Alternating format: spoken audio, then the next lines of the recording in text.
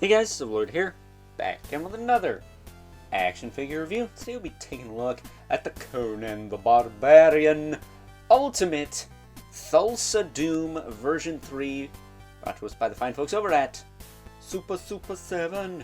And I'm going to tell you right now that if you missed out on the previous two versions of this character from the Conan the Barbarian movie, specifically the first version, you're going to want to pick this up. I think this is a definite must-have for any Conan fan, such as myself. That's why I got it. That said, I do have the original version and the second Snake Priest version we will be pulling out for comparison in just a little bit here. But before we get too far ahead of ourselves, why don't we cut right to the chase and get into meat and taters of this review and take a look-see at all Thulsa Doom has to offer in terms of accessories, starting off with some alternate hands. He's got a pair of fists and a pair of what I can only presume are praying hands. There's a lot of that in the movie. And we also get the ceremonial dagger here, which has come with, I think, every single Thulsa Doom figure. I mean, there's only 3 of them, but they all come with it. Then we also have the bow and the snake arrow from the Snake Priest Thulsa Doom. So if you want to give him those, you can. Should also be worth noting, he does have the daggers on his belt. I like to leave them in their sheaths, however, so I don't lose him. But setting him back up, he does also come with this alternate helmeted head. And if we bring in the helmeted head from the previous version, you can see that the main difference here is the lightness. The lightness on the new one is a little better, and the finish on the new one is a little smoother than this old one. So if you wanted to, you could pop this new head on the old figure, or you could pop this new head on this figure and remove the cape and put that on the old figure and put the unhelmeted head on it. It's choose your own adventure, essentially, but there you go. You have 2 different Thulsa Doom heads with a very good likeness of the late great James Earl Jones on this new head sculpt that we got with this new version. And before I take a closer look at the late great James Earl Jones, rest in peace, I mean, what more can I say than just that? Rest in peace, man. He was a freaking legend. I mean, he was only Darth Vader, Mufasa, Thulsa Doom, and that guy from that movie my aunt likes, The Sandlot, amongst a sea of beloved children's characters, amongst other things. And, you know, despite the fact that he was, 91, 93 when he passed, I can't help but feel the way I did when Ed Asner passed away. And that instead of losing legends like them, we could have spared to lose someone else who will remain unnamed. So, with that being said, why don't we take a closer look at the man of the hour here. It looks good. I mean, it's the same Thulsa Doom figure we've gotten a couple of times now. The Snake version had the armored arms, but I think he had different legs. He didn't have the boots with the fur. Whole crowd was looking at him. And he also didn't have the daggers, but he was a lot of reuse. That said, it should be worth noting this cape is wired. It's got a nice wire in there. Doesn't feel too jacked either, so, you know, when it comes to soft goods, I'm not picky, really.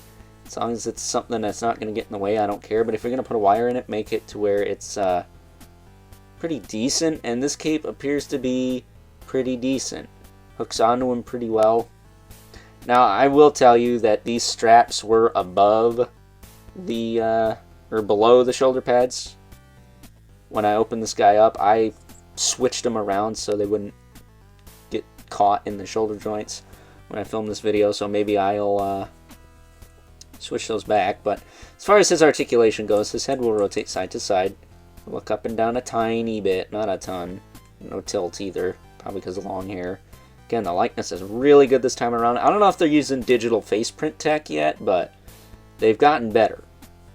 Significantly better. He's got shoulders that'll go out, back down, and we'll rotate forward and back. He's got a bicep swivel, double or single elbow. Swivel in the wrist with a hinge, and it should be worth noting the first version did not have swappable hands, so you can't swap these hands on, I assume. I don't know if the pegs are the same or the holes are the same or what, but that's just a hunch I got. Speaking of hunch, he can crunch that far forward. Even with the daggers on his belt, he can still crunch that far forward. This is back, stupid. He does have a waist twist. Unfortunately, the daggers are going to get in the way of that too, but it's Thulsa Doom. He's not going to be doing like martial arts poses and whatnot. Hips will kick forward and back pretty well. He's got the T-jointed hips. They work just fine. He's got a thigh cut. Single knee. I don't think he's got any rotation down there. No, nothing to speak of.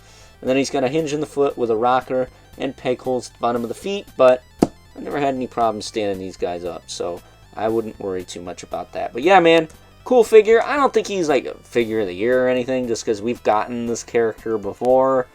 And the only real difference is the head sculpts are a little bit better this time around. And he's got swappable hands. Other than that, we've seen pretty much everything. Oh, and the wired cape, of course. Can't forget about that. So, yeah, with that being said, it's time now that we move right along and take a look at some size comparisons.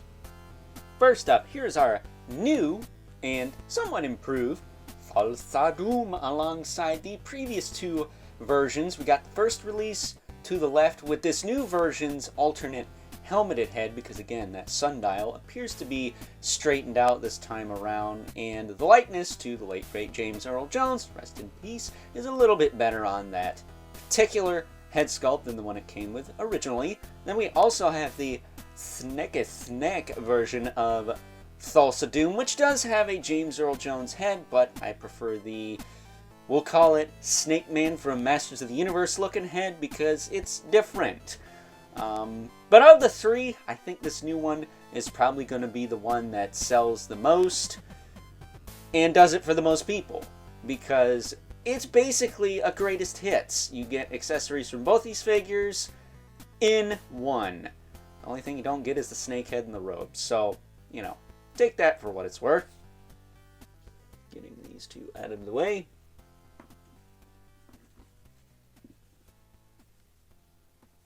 So we can bring in our two regulars, the Mythic Legion's Brother Mandibolith.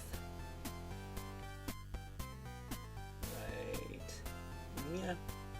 And the infamous 11 Spawn, who isn't towering over everyone, but he's a little taller. So, with that being said, it is time now that we wrap things up with some final thoughts.